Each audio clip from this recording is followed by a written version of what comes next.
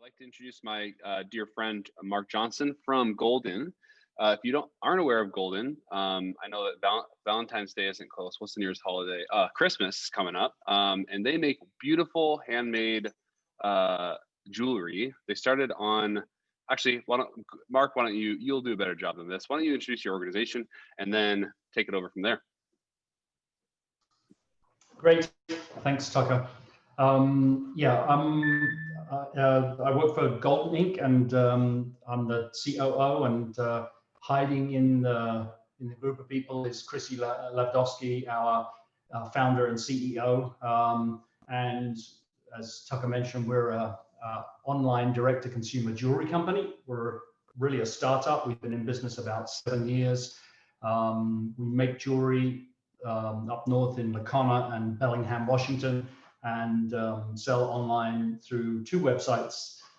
We started out, Chrissy started the business, classic startup business on her kitchen table, making jewelry, selling on Etsy, and within a couple of years, we were the biggest seller on the Etsy platform. And the first big strategic decision that Chrissy made was that we could not continue our growth on Etsy, and that we really needed to forge our own path with our own brand.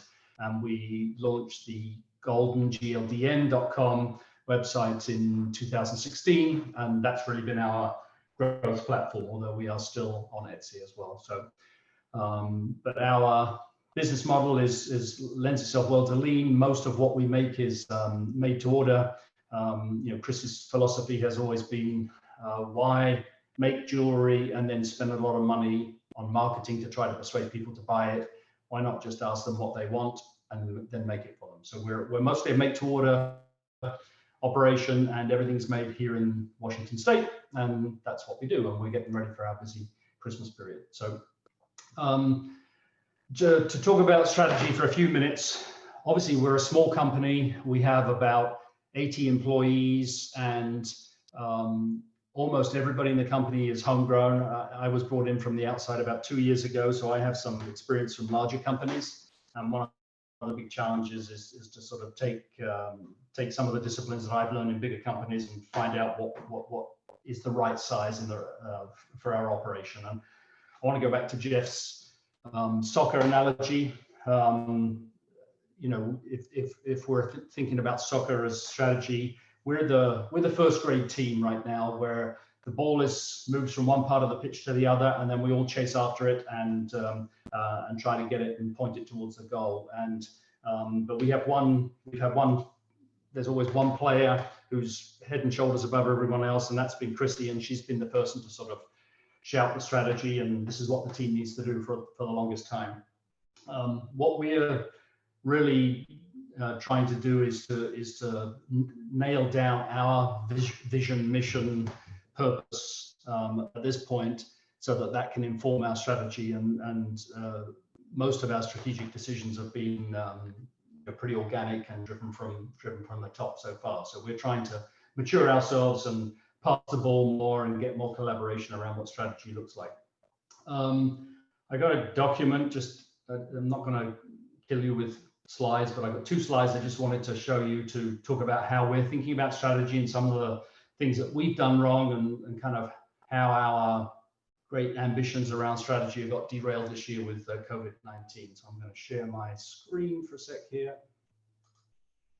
And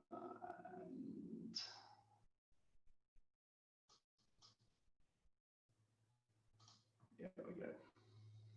I hope you're going to be able to see this. Hold on a sec.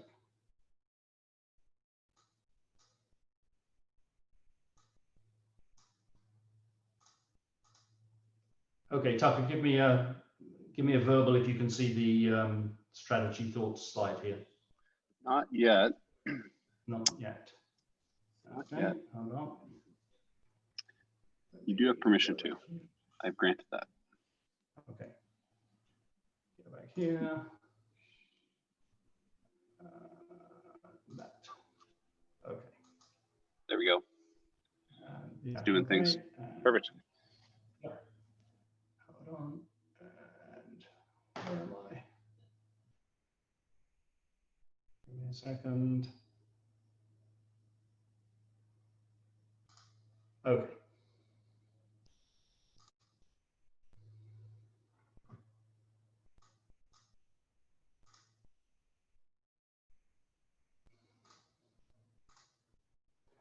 Okay.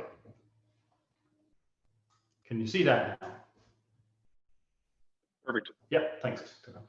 Okay, so our mission at Golden is empowering people through craft, and we are focused obviously on our customers and offering them a fantastic experience with a customized piece of jewelry that's very meaningful for them or for whoever they want to gift it to, but also very empowering for our people who have meaningful jobs in rural communities and can build skills and grow their careers in a kind of artistic light manufacturing environment. And I've just got 6 thoughts really that I was going to share with you as to how we're thinking about things, and a couple of quotes here and there to kind of inform what we're trying to not do, I guess. So the essence of strategy is choosing what not to do, and simplicity is the ultimate sophistication, on the 2 quotes. And really, and I've got one from Steve Jobs here, really trying to emphasize that as a small company, we've got to be very focused, and we've definitely tended to try to do all things in the past. And one of the big strategic decisions that we made, as I mentioned earlier, was to move from selling on Etsy, which is a platform with millions of merchants, to our own website and trying to focus and build our own brand and deliver a better experience. And every day we come across situations where we have to compromise what we want to do because it doesn't work for our Etsy customers. And that's one of the areas where we really need to invest our time on the Golden side of the house. And you know, so we're not putting our energy behind Etsy right now. It's still chugging along, but it's not really where we're trying to build things. And sometimes it's hard for people who grew up with the business when Etsy was all we had, to sort of see us not giving it the love that they feel it deserves. But that's one of the things that we really need to think on is you know, what are the few things that we're going to focus on. The other challenge we're facing is balancing the here and now and how to optimize what we're doing today with building the future. We've enjoyed quite a bit of good growth. This year has been an unusual year for all of us, I know that. But we're definitely trying to balance, you know, how much we invest in optimizing what we're doing right now and what we're going to be doing this year with how we're going to be building our team and our skills and our marketing for the future. And then, you know, adding value in the eyes of, I caveat that, most of the customers. So the big principle of lean that we embraced without realizing it was that, you know, don't do anything that doesn't add value in the eyes of the customers. And we definitely focus on what the customers want, because we don't produce anything that they haven't ordered from us. But we also try not to get distracted by outlier customers. There's always, you know, some people who want us to go in a very different direction than what we plan. And, you know, our customers didn't tell us to go into business. That was Chris's vision. And she has fantastic instincts about what the customers might want in the future. And so they're not always going to tell us what the future holds. And so we have to balance what we're hearing from the customers and use that as insight as to how we're going to grow and innovate in ways that they don't expect. And then what can go wrong, or has gone wrong, I would say.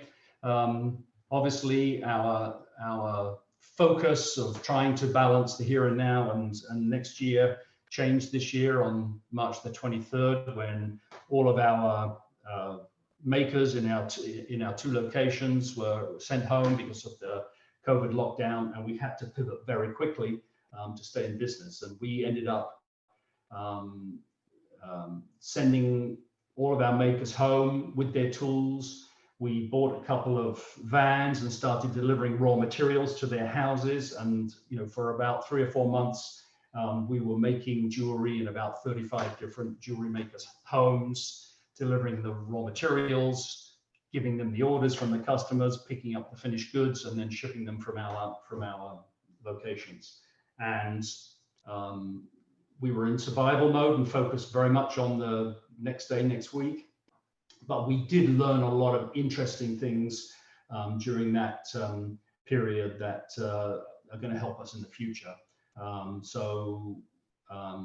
We came up with new virtual visual management systems where we could see backlogs and too much inventory or not enough inventory and waiting going on, even when it was happening in people's houses. And so we put a lot of effort into how to digitally track things. That's going to be a benefit to us as we come back into on-site working. And things that have been difficult for us as we've tried to roll out strategy to our teams is either being so specific that everything we ask people to do is they see as an exception to what we've told them. So it's important for us to let people see the where we are going without being too prescriptive about the how, and setting principles to be used to interpret new situations.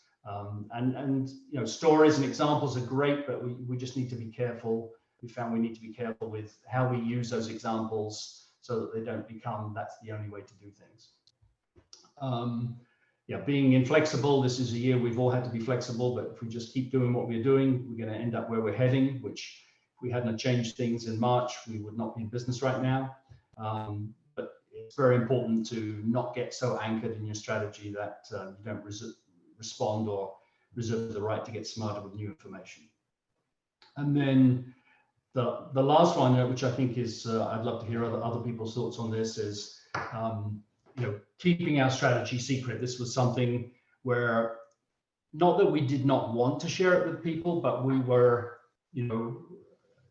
I'm sort of resonating with me what Jeff was talking about with spending so much time trying to perfect the message. In trying to perfect the message, we didn't share enough with people, and it's been hard for people to understand the strategy because we've been wanting to refine the delivery of it and make it the perfect kind of experience for our employees as we try to do for our customers. And we're realizing we just need to deliver good enough information sooner and more frequently to our customers. And the quote I got here was really, when you get tired about talking about your strategy storyline, you've reached about 3% of your target population. And so we need to communicate early and more often than we've been doing. And I would say those are the three big things that we're trying to do better.